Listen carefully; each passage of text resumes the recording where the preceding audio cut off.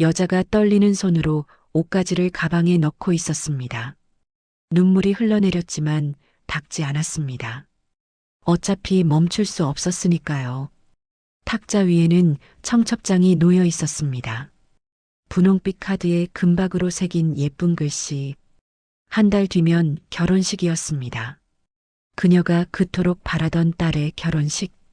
하지만 이제 그 자리에 있어서는 안 되는 사람이 되어버렸습니다. 여자는 초대장을 들어 올렸습니다. 한참을 들여다보다가 조용히 중얼거렸습니다. 이게 최선이야. 목소리가 떨렸습니다. 하지만 결심만은 확고했습니다. 20년을 살았던 집, 처음으로 엄마라고 불렸던 곳, 모든 게 행복했습니다. 그런데 왜 떠나야 하는 걸까요? 그녀가 믿었던 유일한 해결책은 자신이 사라지는 것이었습니다. 그러면 모두가 아무것도 모른 채 행복할 수 있을 거라고. 이 가슴 아픈 이야기가 궁금하시다면 잠시만 구독 버튼을 눌러주세요. 평범해 보이는 사람들 뒤에 숨겨진 놀라운 이야기를 매일 전해드립니다. 자, 이제 시간을 돌려보겠습니다. 이 모든 것이 시작되기 전으로 6개월 전의 어느 아침, 햇살이 거대한 유리창을 통해 거실로 쏟아져 들어왔습니다. 대리석 바닥이 빛을 받아 반짝였고 높은 천장 아래 샹들리에가 은은하게 빛났습니다. 누가 봐도 백만장자의 집이었습니다. 이 집의 안주인인 김선영은 아침을 준비하고 있었습니다. 예순이 막 넘은 나이. 계란을 부치고 밥을 푸고 된장국을 끓이는 손놀림은 능숙했습니다. 밝은 목소리와 함께 2층에서 박수진이 내려왔습니다. 30 초반의 명랑한 여자. 깔끔한 정장 차림이었습니다. 일찍 일어났네, 수진아. 오늘 중요한 미팅 있잖아요. 수진이 식탁에 앉더니 차려진 음식을 보고 눈을 반짝였습니다. 와, 엄마, 이거 제가 제일 좋아하는 거예요. 알지. 중요한 날인데 좋아하는 거 먹어야지. 엄마가 해준 밥이 세상에서 제일 맛있어요. 두 사람은 나란히 앉아 아침을 먹었습니다. 수지는 신나게 오늘 미팅 이야기를 했고 선영은 고개를 끄덕이며 들어주었습니다. 엄마 덕분에 제가 이렇게 됐어요. 엄마가 아니었으면 전 지금처럼 못 컸을 거예요. 수진이 진지하게 말했습니다. 무슨 소리야? 내가 잘해서 그런 거지. 아니에요. 전 엄마가 세상에서 제일 좋은 사람이라고 생각해요. 선영의 눈가가 살짝 붉어졌습니다. 빨리 먹어. 늦겠다. 네, 엄마. 그때 수진이 뭔가 생각난 듯 말했습니다. 아, 그리고 엄마. 제가요. 요즘 좀 특별한 사람을 만나고 있어요. 선영의 손이 잠깐 멈췄습니다. 남자? 네. 정말 좋은 사람 같아요. 착하고 성실하고 진심으로 저한테 잘해줘요. 수진의 얼굴이 환하게 밝아졌습니다. 그래. 좋은 사람이면 됐다. 나중에 소개시켜 드릴게요, 엄마. 그래, 언제든 좋아. 식사를 마친 수진은 서둘러 가방을 챙겼습니다. 엄마, 저 먼저 갈게요. 사랑해요. 수진이 현관문을 나서자 검은색 수입 세단이 기다리고 있었고 전속 기사가 문을 열어주었습니다. 집이 다시 조용해졌습니다. 선영은 창밖을 바라봤습니다. 넓은 정원, 햇살 아래 반짝이는 분수대. 20년이 지났지만 여전히 낯설었습니다. 내 것이었지만 내 것이라고 생각하고 살지 않았습니다. 그저 수진을 키우는 엄마로 살아왔습니다. 그것만으로도 충분했습니다. 하지만 가끔, 아주 가끔, 저 먼 산을 바라볼 때면 가슴속 깊은 곳에서 무언가가 아려왔습니다. 내가 지키지 못한 것들. 그 말은 입 밖으로 차마 나오지 않았습니다. 오후에는 출장 갔던 남편 박정호가 돌아왔습니다. 다녀왔소. 70이 넘었지만 정정한 모습이었습니다. 깔끔한 정장 차림에 환한 미소. 고생 많으셨어요. 정호가 흐뭇하게 웃으며 선영을 바라봤습니다. 정호는 자수성가한 사람이었습니다. 사업에서는 냉철했지만 가족에게는 한없이 따뜻했고 특히 선영에게는 늘 고마워했습니다. 모두 당신 덕분이요. 선영 씨. 아내를 일찍 잃고 어린 딸 하나 제대로 키울 자신이 없었소. 그때 당신을 만난 게 내 인생 최고의 행운이었어. 정호가 선영에게 자주 하는 말이었습니다. 저녁이 되자 수진이 돌아왔습니다. 아빠, 엄마, 저 왔어요. 대박이에요. 계약 성사됐어요. 오, 역시 우리 딸. 정호가 엄지를 치켜 세웠습니다. 세 사람은 저녁 식탁에 둘러앉았습니다. 정호는 수진의 이야기에 귀 기울였고 수진은 신나게 오늘 일을 쏟아냈습니다. 그나저나 수진아, 내가 요즘 남자친구를 만나고 있다며? 정호가 물었습니다. 수진의 얼굴이 순간 붉어졌습니다. 엄마가 말했구나. 어머, 비밀이었니? 엄마가 너무 좋아서 그만. 아니에요. 괜찮아요. 수진이 웃으며 손을 저었습니다. 내가 좋아하는 사람이라면 우리도 알아야지. 조만간 데려와라. 아빠가 밥 사줄게. 네, 알겠어요.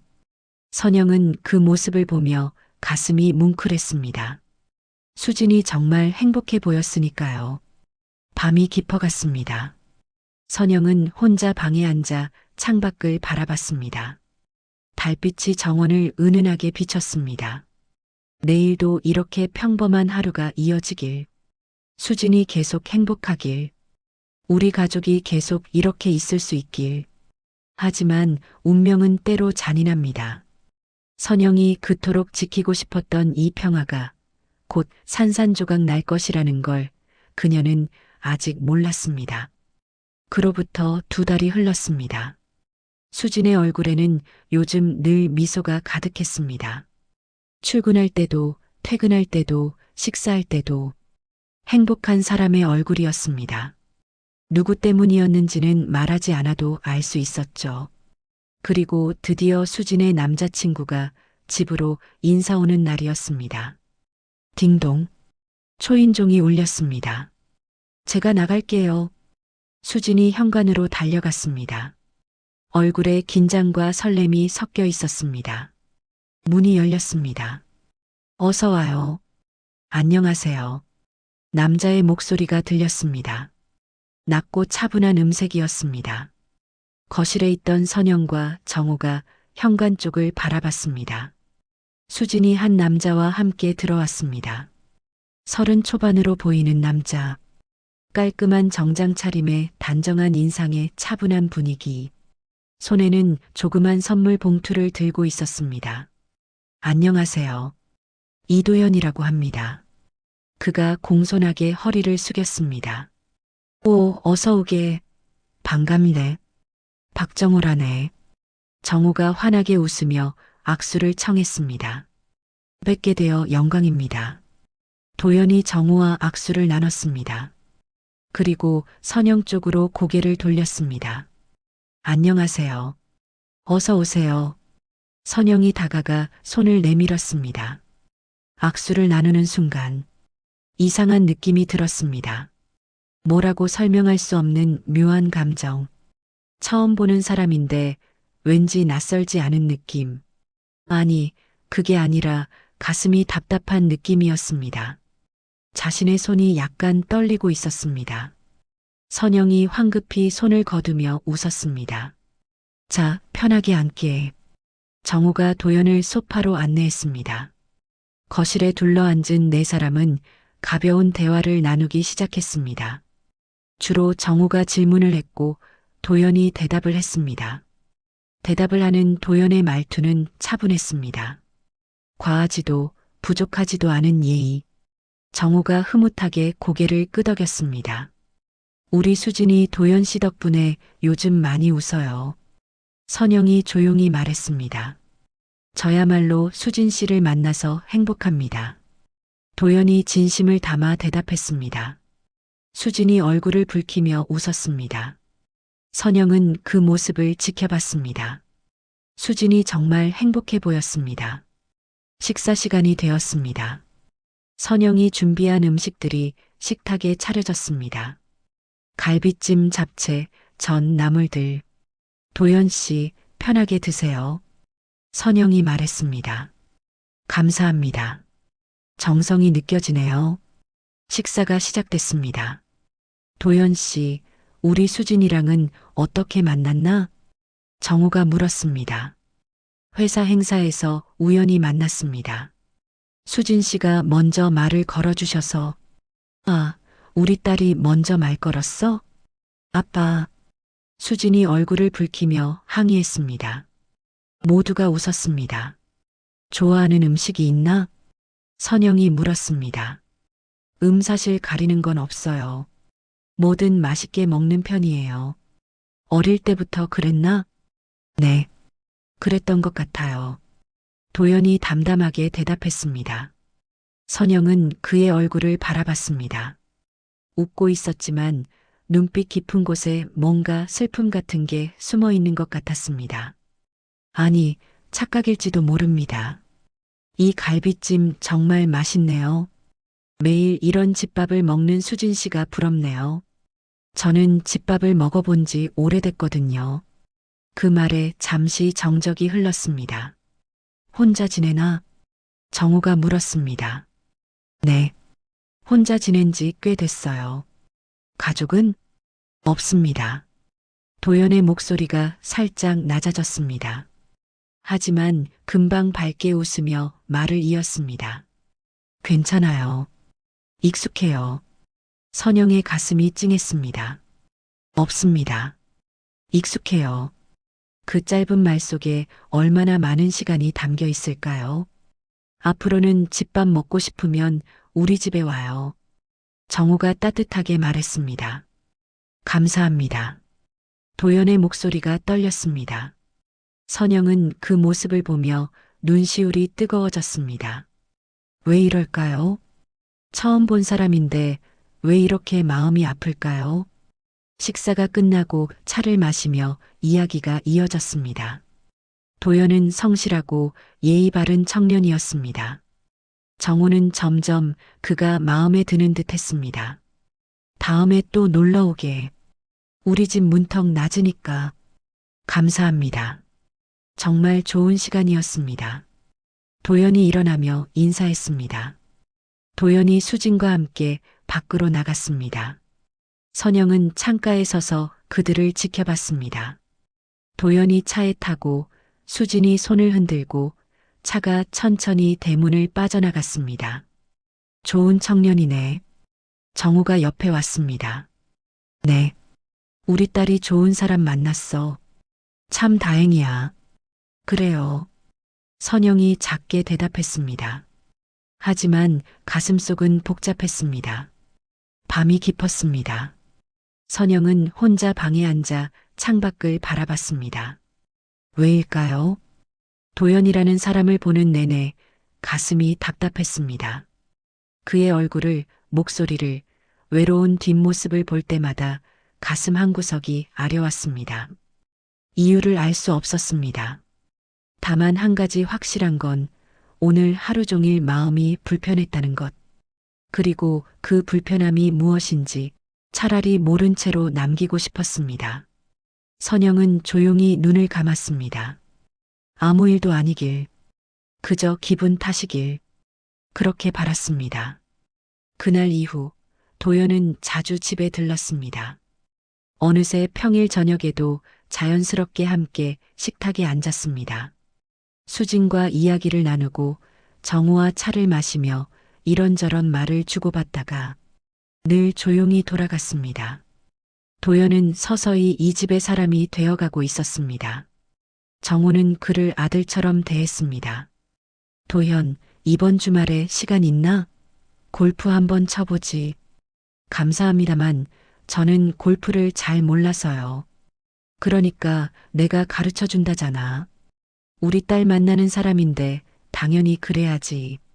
정우가 호탕하게 웃었고 도연도 멋쩍게 웃으며 고개를 끄덕였습니다. 수지는 요즘 더 자주 웃었습니다. 선영도 그 모습을 보며 함께 미소 지었습니다. 하지만 가슴 한쪽에는 설명할 수 없는 불편함이 남아 있었습니다. 그날 저녁이었습니다. 엄마, 오늘은 도연 오빠 회사 앞에서 만나서 같이 저녁 먹고 올까요? 수진이 말했습니다. 좋지. 엄마가 데이트 방해하는 건 아니야? 아니에요. 오빠도 엄마랑 같이 밥 먹고 싶대요. 선영은 잠시 망설이다 고개를 끄덕였습니다. 퇴근 시간에 회사 앞은 사람들로 붐볐습니다. 저기, 도연 오빠다. 수진이 손을 흔들었습니다. 정장 차림의 도연이 건물에서 나와 멀리서도 알아볼 수 있는 미소를 지었습니다. 그 순간이었습니다. 횡단보도 건너편에서 지팡이를 짚은 노인이 신호가 바뀌는 것도 모른 채 천천히 길을 건너고 있었습니다. 노인을 향한 차를 발견한 순간 도연은 망설이지 않았습니다. 가방을 내려놓고 그대로 뛰어들었습니다. 할아버지. 도연은 노인을 붙잡았고 두 사람은 함께 바닥으로 넘어졌습니다. 쿵. 도연은 먼저 몸을 일으켜 노인을 살폈습니다. 괜찮으세요? 그 말이 먼저였습니다. 노인은 크게 다치지 않았고 도연의 팔꿈치와 손바닥에는 피가 배어 나왔습니다. 괜찮아. 괜찮아요. 도연은 노인의 지팡이를 주워 건넸습니다. 그제야 선영과 수진이 달려왔습니다. 선영은 그를 인도 가장자리에 앉혔습니다. 가방에서 손수건을 꺼내 아무 말 없이 상처를 눌렀습니다. 어머님, 옷 더러워져요. 괜찮아요. 선영의 목소리가 조금 떨렸습니다. 그날은 근처 약국에서 간단히 처치를 하고 집으로 돌아왔습니다. 돌아오는 차 안에서 선영은 백미러로 두 사람의 모습을 바라봤습니다. 이 청년이라면 수진이 곁에 있어도 되겠구나. 그 생각에 마음이 조금 놓였습니다. 처음의 불안함은 이제 거의 느껴지지 않았습니다. 도연은 좋은 사람이었고 수진을 웃게 할 수 있는 사람이었습니다. 선영은 그렇게 믿었습니다. 그 믿음이 곧 가장 잔인한 방식으로 시험받게 될 줄도 모른 채로요. 한 달이 더 지났습니다. 이제 도연은 일주일에 서너 번은 집에 왔습니다. 정우와 골프를 치러 다녔고 선영의 장보기도 도와주었습니다. 어느 주말 저녁이었습니다. 네 사람이 거실에 모여 있었습니다. 정우가 와인을 따르며 말했습니다. 도현, 우리 수진이랑 사귄 지 얼마나 됐나? 1년 정도 됐습니다. 도연이 조심스럽게 대답했습니다. 사실은 말씀드릴 게 있어서요. 도연은 자리에서 일어났습니다. 그리고 수진의 손을 잡고 함께 일어섰습니다. 저희 결혼하고 싶습니다. 순간 거실이 조용해졌습니다. 뭐? 정우가 눈을 크게 떴습니다. 선영 역시 놀란 표정을 감추지 못했습니다. 아직 이르지 않나? 정우가 물었습니다. 1년이면 충분히 서로를 알았다고 생각합니다. 그리고 저는 수진 씨 말고는 생각할 수 없습니다. 도연의 목소리는 단호했습니다. 아빠, 저도 그래요. 도연 오빠랑 결혼하고 싶어요. 수진이 말했습니다.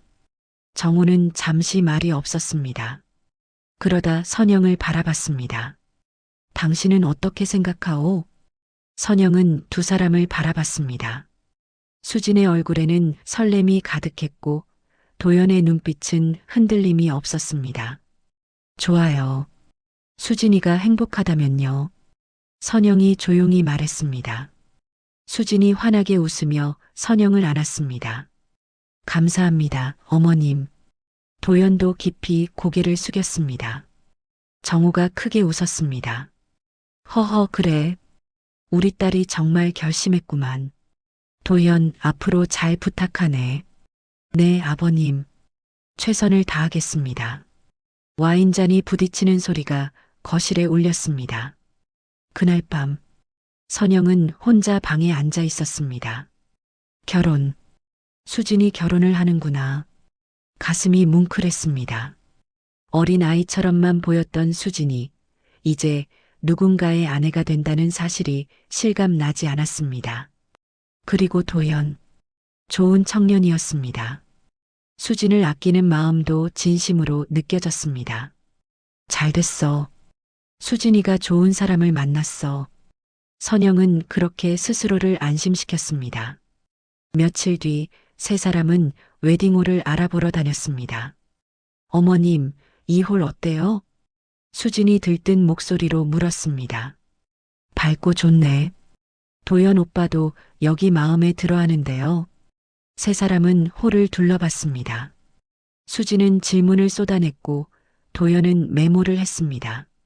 선영은 한 발짝 뒤에서 조용히 따라다녔습니다. 상담이 끝나고 밖으로 나왔을 때였습니다. 잠깐만요. 화장실 좀. 수진이 안으로 들어갔습니다. 선영과 도연만 남았습니다. 어머님, 제가 수진 씨를 행복하게 해줄 수 있을까요? 도연이 조심스럽게 말을 꺼냈습니다. 저는 가족도 없고 가진 것도 많지 않습니다. 수진 씨는 이렇게 좋은 환경에서 자랐고요. 선영은 그를 바라봤습니다. 도연아, 중요한 건 가진 게 아니라 마음이야. 수진이는 도연이를 믿고 있고 나도 그래. 감사합니다. 도연은 고개를 숙였습니다. 저도 어머니가 있었다면 이런 기분이셨을까요? 그의 말에 선영의 가슴이 저릿해졌습니다. 기억도 안 나는 어머니지만 가끔은 궁금합니다. 저를 어떻게 생각하셨을지. 분명 자랑스러워 하셨을 거야. 선영은 잠시 숨을 고르고 말했습니다. 도연은 쓸쓸하게 웃었습니다. 그때 수진이 돌아왔습니다. 무슨 얘기했어요?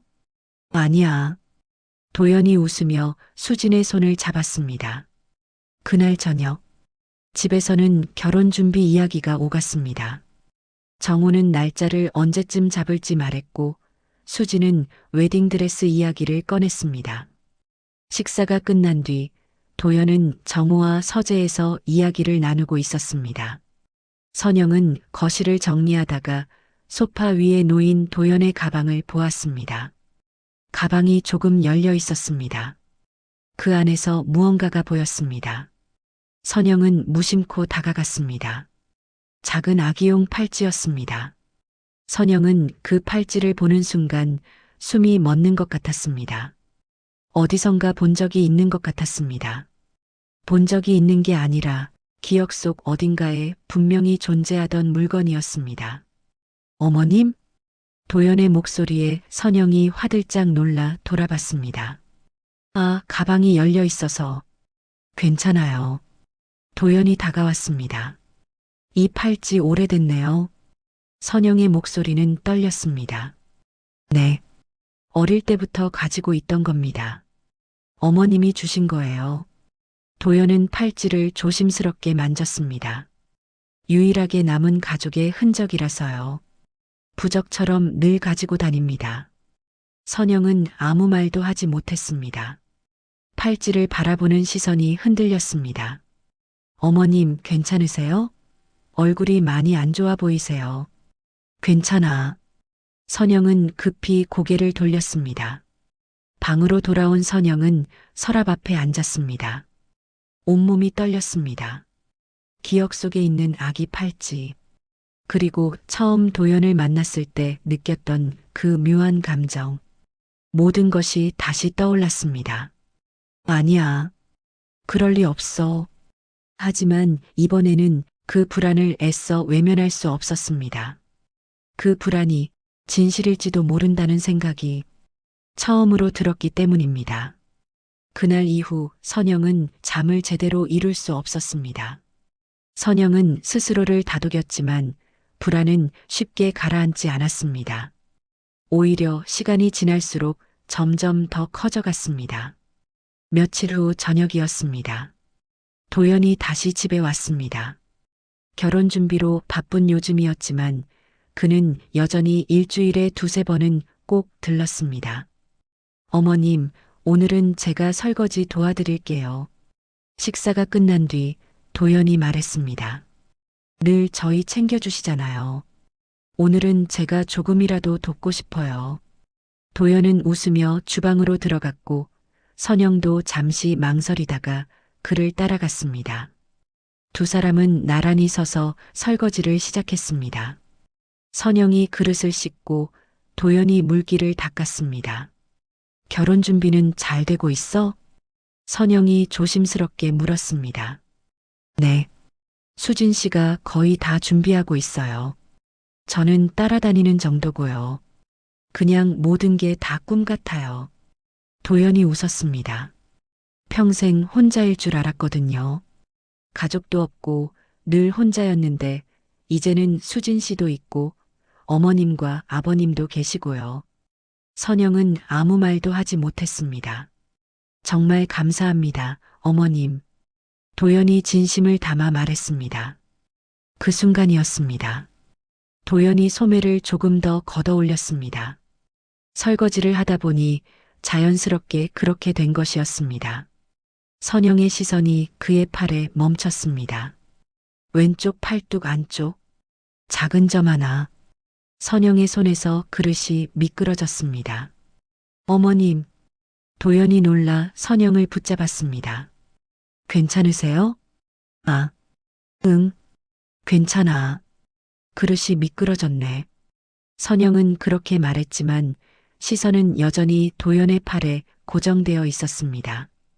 그 점, 30년 전, 갓 태어난 아기의 팔에서 보았던 바로 그 점과 너무도 닮아 있었습니다. 위치도 크기도 이상하리만큼 같았습니다. 어머님, 잠깐 앉으세요. 도연은 선영을 소파로 안내하고 물을 건넸습니다. 제가 나머지 설거지는 마칠게요. 어머님은 쉬세요. 도연은 다시 주방으로 들어갔습니다. 선영은 소파에 앉은 채 한동안 움직일 수 없었습니다. 그 점이 머릿속에서 떠나지 않았습니다. 아기를 처음 안았을 때 그 작은 팔에 점이 있는 걸 보고 웃었던 기억. 우리 아기 점도 참 예쁘네. 그렇게 말하던 자신의 목소리가 아직도 귓가에 선명했습니다. 그날 밤 선영은 단 한숨도 자지 못했습니다.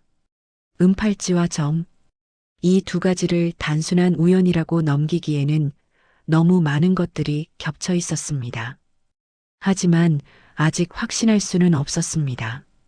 설거지를 마친 도연에게 정호가 말을 걸었습니다. 결혼 이야기 나온 김에 아버지로서 미리 해둘 말이 좀 있다. 서재로 가서 이야기하자. 정호는 도연의 어깨를 가볍게 두드리며 말했습니다. 수진이도 같이 와라. 세 사람은 서재로 들어갔습니다. 거실에는 선영 혼자 남았습니다. 소파 위에는 도연의 가방이 놓여 있었습니다. 선영은 그 가방을 바라봤습니다. 그 안에 그 은팔찌가 있을 것입니다. 보면 안 된다는 걸 알고 있었습니다. 이건 분명히 해서는 안 될 행동이었습니다. 하지만 알아야 했습니다. 선영은 천천히 가방으로 다가갔습니다. 가방은 반쯤 열려 있었습니다. 안을 들여다보자 은빛이 살짝 보였습니다. 선영은 조심스럽게 팔찌를 꺼냈습니다. 아기 손목에 맞게 만든 작은 은팔찌. 세월이 흘러 표면은 조금 무뎌졌지만 형태는 그대로 남아 있었습니다. 선영은 팔찌를 뒤집었습니다. 안쪽에 아주 작은 글씨가 새겨져 있었습니다. 내 사랑 도연. 그 순간 선영의 숨이 멎는 것 같았습니다. 눈물이 조용히 흘러내렸습니다. 이 팔찌는 선영이 직접 사준 것이었습니다. 30년 전 아이가 태어난 지 며칠 되지 않았을 때 선영은 작은 은팔찌를 하나 주문했습니다. 아기 손목에 맞게 안쪽에는 짧은 문장 하나를 새겨달라고 했습니다. 내 사랑 도연. 아이가 어디에 있든 엄마의 사랑을 잊지 않길 바라는 마음이었습니다. 그게 마지막이었습니다. 얼마 지나지 않아 선영은 집에서 쫓겨났고 아이는 아버지 곁에 남았습니다. 그리고 지금 그 팔찌가 다시 선영의 손에 있었습니다. 30년이 지나서 말입니다. 선영은 그대로 바닥에 주저앉았습니다. 이제는 부정할 수 없었습니다. 도연은 자신의 아들이었습니다. 수진이 사랑하는 사람이었고 곧 결혼하려는 사람이었습니다. 안 돼. 선영은 소리 없이 울었습니다. 왜 하필 도연이었을까요? 왜 하필 수진이었을까요? 그때 방문이 열렸습니다. 어머님? 도연의 목소리였습니다. 선영은 깜짝 놀라 고개를 들었습니다. 도연이 서재에서 나와 선영을 보고 있었습니다. 왜 우세요? 어디 아프세요? 도연이 다가왔습니다. 선영은 황급히 눈물을 닦으려 했지만 이미 늦었습니다. 도연의 시선이 그녀의 손에 들린 팔찌로 향했습니다. 제 팔찌네요. 도연이 조용히 말했습니다. 미안해. 가방이 열려 있어서 그만. 선영은 떨리는 손으로 팔찌를 돌려주었습니다. 괜찮아요. 도연은 팔찌를 받아들었습니다. 혹시 이 팔찌가 특별해 보이셨나요? 도연은 팔찌를 바라보며 말했습니다. 이걸 보고 있으면요. 왠지 누군가 저를 정말 사랑해줬다는 기분이 들어요. 선영의 가슴이 무너져 내렸습니다. 기억도 안 나는 어머니지만 분명 저를 많이 사랑하셨을 것 같아요. 선영은 아무 말도 할 수 없었습니다. 그저 눈물만 흘릴 뿐이었습니다. 어머님, 정말 괜찮으세요? 병원에. 괜찮아. 선영은 간신히 말했습니다. 잠깐 방에 들어가 있을게. 선영은 비틀거리듯 방으로 들어갔습니다. 문을 닫고 침대에 주저앉았습니다. 이제 확실했습니다. 도연은 자신의 아들이었습니다. 그리고 수진과 사랑하고 있었습니다. 진실을 말하면 수진의 행복도 도연의 인생도 이 집의 평온도 모두 무너집니다. 말하지 않으면 두 아이는 돌이킬 수 없는 길로 가게 됩니다. 선영은 오래도록 움직이지 못했습니다. 그리고 마침내 자신이 할 수 있는 단 하나의 선택을 떠올렸습니다. 자신이 사라지는 것. 그래야 아이들은 아무것도 모른 채 자신들의 삶을 살 수 있을 테니까요. 선영은 조용히 결심했습니다. 떠나야겠다고. 그날 이후 선영은 평소와 다름없이 지냈습니다. 아무도 눈치채지 못했습니다. 선영이 안에서 무너지고 있다는 것을. 결혼식은 한 달 앞으로 다가왔습니다. 수지는 들떠 있었습니다. 매일 웨딩드레스 이야기, 신혼여행 이야기를 했습니다. 도연도 행복해 보였고 정호는 흐뭇한 눈으로 두 사람을 바라봤습니다. 선영은 그 모습을 조용히 지켜봤습니다. 행복한 사람들, 그들이 계속 행복하려면 자신이 사라져야 했습니다. 어느 밤이었습니다. 모두가 잠든 후 선영은 조용히 자리에서 일어났습니다. 옷장을 열고 오래된 여행 가방을 꺼냈습니다. 그리고 천천히 짐을 싸기 시작했습니다. 많이 필요하지 않았습니다. 옷 몇 벌, 필요한 서류들, 약간의 돈. 그것이면 충분했습니다. 선영은 옷을 접어 가방에 넣으며 눈물을 흘렸습니다. 이 집을 떠나는 것, 수진과 정호를 두고 가는 것, 그리고 도연을 30년 만에 다시 만난 아들을 알아보고도 아무 말하지 못한 채 또다시 잃는 것. 얼마나 잔인한 운명입니까? 수진의 목소리가 귓가에 맴돌았습니다. 엄마가 세상에서 제일 좋아요. 피 한 방울 섞이지 않았지만 수진은 선영을 진짜 엄마로 사랑했습니다. 그 아이의 행복을 지키려면 자신이 떠나야 했습니다. 선영은 서랍을 열었습니다. 오래된 사진 한 장이 들어 있었습니다. 30년 전 갓난아기를 안고 있던 자신의 모습, 유일하게 남은 사진이었습니다. 선영은 사진을 오래 바라보다가 조용히 말했습니다. 미안해, 도연아. 엄마가 너를 지켜주지 못해서 사진을 가방에 넣었습니다. 짐은 다 쌌습니다. 일주일 뒤 수진의 생일날 떠나기로 했습니다. 마지막으로 생일을 챙겨주고 그리고 아무 말 없이 사라지기로. 그날까지는 평소처럼 지내야 했습니다. 아무도 눈치채지 못하게. 수진의 생일이 다가왔습니다. 엄마, 제 생일에 도연 오빠도 와도 되죠? 그래. 뭐 먹고 싶어? 엄마가 끓여주는 미역국이요. 선영은 웃었습니다. 마지막 생일상이 될 거라는 걸 아무도 몰랐습니다. 수진의 생일날이 되었고 선영은 정성껏 음식을 준비했습니다. 저녁이 되자 큰 꽃다발과 선물을 들고 도연이 왔습니다. 수진 씨 생일 축하해요. 고마워요, 오빠. 네 사람은 식탁에 둘러앉았습니다. 촛불을 켜고 노래를 불렀습니다. 생일 축하합니다. 수진은 촛불을 끄며 소원을 빌었습니다. 무슨 소원 빌었어? 정우가 물었습니다. 우리 가족 모두 건강하고 행복했으면 좋겠어요. 선영의 가슴이 찢어지는 것 같았습니다. 가족 모두. 하지만 내일이면 선영은 이 가족을 떠나야 했습니다. 식사가 끝나고 선물을 나눴습니다. 정우는 귀걸이를, 도연은 목걸이를 건넸습니다. 엄마는요? 수진이 물었습니다. 선영은 작은 상자를 꺼냈습니다. 엄마가 너를 처음 만났을 때부터 모아온 거야. 상자 안에는 수진의 사진들이 가득했습니다. 어릴 때부터 지금까지 선영이 찍은 모든 순간들. 엄마, 수진아, 너는 엄마의 자랑이야. 항상 그랬어. 저도 사랑해요, 엄마. 두 사람은 오래도록 껴안고 있었습니다. 선영은 이 순간을 마음에 새겼습니다. 영원히 기억할 순간이었습니다. 밤이 깊었습니다. 도연이 돌아가고 수진도 방으로 올라갔습니다. 모두가 잠이 들자 선영은 싸놓은 가방을 들고 조심스럽게 집 밖으로 나왔습니다. 그때였습니다. 어머님, 어디 가세요? 도연의 목소리였습니다.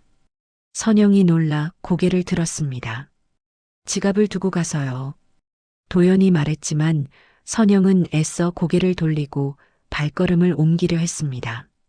설마 집을 떠나시려는 거예요? 선영은 아무 말도 하지 못했습니다. 왜요? 무슨 일이 있으세요? 아무도 잘못한 건 없어. 나는 원래 없었던 사람이라 생각하고 살던 대로 살면 돼. 대체 그게 무슨 말이에요? 도연의 목소리가 떨렸습니다. 어머님은 이제 저한테 가족 같은 분이에요. 제가 평생 그리워했던 어머니 같은. 그 순간 선영의 마음이 무너졌습니다. 널 볼 수가 없어서. 네, 너와 수진이를 더 이상 볼 수가 없어. 제가 마음에 들지 않으셨던 거예요? 아니야. 그게 아니야. 그럼 뭐예요? 선영은 도연을 바라봤습니다.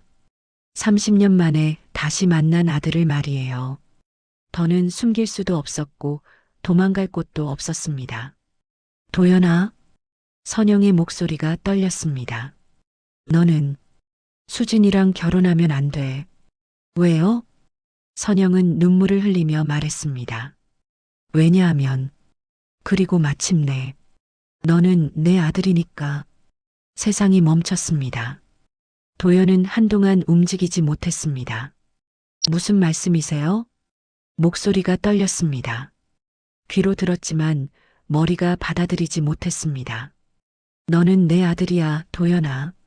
선영이 다시 말했습니다. 눈물이 멈추지 않았습니다. 30년 전 나는 너를 낳았어. 하지만 집에서 쫓겨났고 너를 지킬 수 없었어. 도연이 고개를 저으며 뒤로 물러났습니다. 그럴 리 없어요. 그건 말이 안 돼요. 거짓말이 아니야. 선영은 떨리는 손으로 도연의 팔을 가리켰습니다. 왼팔 안쪽에 점 있지. 그 점, 너 태어났을 때부터 있었어. 엄마가 제일 먼저 봤던 거야. 도연은 무의식적으로 자신의 팔을 내려다봤습니다. 그리고 그 은팔찌. 선영의 목소리가 더 낮아졌습니다. 내 사랑 도연이라고 새겨진 그 팔찌. 그거 엄마가 직접 사준 거야. 도연은 가방에서 팔찌를 꺼냈습니다. 손이 심하게 떨렸습니다. 은팔찌를 뒤집자 안쪽에 새겨진 글씨가 눈에 들어왔습니다. 내 사랑 도연. 이걸 어머님이. 미안해. 선영이 결국 무릎을 꿇었습니다. 지켜주지 못해서 내가 혼자 자라야 했던 시간들, 외로웠던 모든 순간들 다 엄마 때문이야. 그만하세요. 도연이 바닥에 주저앉았습니다. 그럼 수진 씨는? 선영은 고개를 떨궜습니다. 엄마가 키운 딸이야. 피는 안 섞였지만 엄마에겐 딸이야. 그럼 우리는? 도연의 말이 끝나지 못했습니다. 그때였습니다. 무슨 소리예요? 수진이었습니다. 엄마, 이게 다 무슨 말이에요? 수진은 믿을 수 없다는 듯 입을 틀어막았습니다. 도연이 바닥에 주저앉아 있는 모습, 선영의 붉은 눈. 왜 이래요? 무슨 일이에요? 수진이 도연에게 다가가려는 순간, 오지 마요. 도연이 낮게 말했습니다. 수진이 멈춰섰습니다. 오빠, 지금은 가까이 오지 말아요. 도연의 목소리는 부서질 듯 떨렸습니다. 수진은 선영을 바라봤습니다. 엄마, 설명해요. 지금 선영은 더 이상 피할 수 없었습니다. 수진아, 잠시 숨을 고른 뒤 말했습니다. 도연 씨는 엄마의 친아들이야. 수진의 얼굴이 하얗게 질렸습니다. 30년 전에 엄마가 낳은 아들, 그리고 잃어버린 아들이야. 그럼 저희는? 수진의 입술이 떨렸습니다. 선영은 고개를 끄덕였습니다.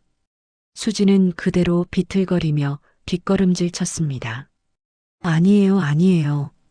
수진아. 선영이 다가가려 했지만 수진이 손을 뿌리쳤습니다. 왜 이제 말해요? 수진이 울부짖었습니다. 왜 우리가 사랑하게 된 다음에 말하냐고요. 엄마도 몰랐어. 얼마 전에서야 알았어. 그럼 알았으면서도. 수진이 여행 가방을 바라봤습니다. 혼자 떠나려고 한 거예요? 선영은 아무 말도 하지 못했습니다. 저는 수진 씨를 사랑해요. 처음으로 진짜 사랑했어요. 수진이 고개를 숙였습니다. 그런데 그 사랑이 제가 해서는 안 되는 거였어요. 도연의 목소리에 분노가 섞였습니다. 도연은 힘없이 일어나 몸을 돌려 천천히 걸어갔습니다. 수진과 선영이 애타게 불렀지만 도연은 돌아보지 않았습니다. 수진은 그 자리에 주저앉아 울었습니다. 선영이 다가가려 하자 수진이 고개를 저었습니다. 지금은 엄마 얼굴 보기 싫어요. 수진은 집 안으로 들어가 버렸습니다. 혼자 남은 선영에게 대문 안에서 모든 걸 듣고 있던 정우가 다가왔습니다. 정우가 조용히 말했습니다. 당신도 많이 힘들었겠소. 미안해요.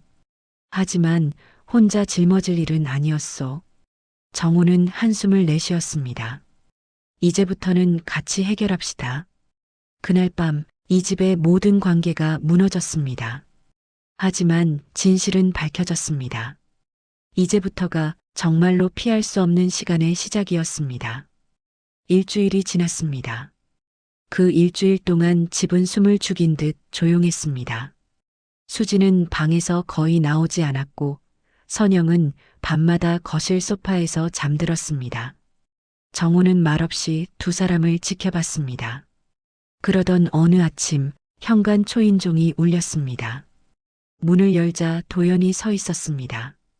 초췌한 얼굴, 깊게 팬 눈, 잠들지 못한 시간이 그대로 얼굴에 남아 있었습니다. 들어와. 거실에는 잠시 침묵만 흘렀습니다. 잠시 후 수진도 내려왔습니다. 두 사람은 서로를 바라봤지만 쉽게 말을 꺼내지 못했습니다. 정우가 조용히 말했습니다. 앉자. 네 사람은 거실에 둘러앉았습니다. 한참 만에 도연이 입을 열었습니다. 많이 생각했습니다. 그리고 결론은 하나였습니다. 도연은 고개를 숙인 채 말했습니다. 우리는 여기서 멈춰야 합니다. 수진의 눈에서 눈물이 흘렀습니다. 수진이 낮게 말했습니다. 저도 알아요.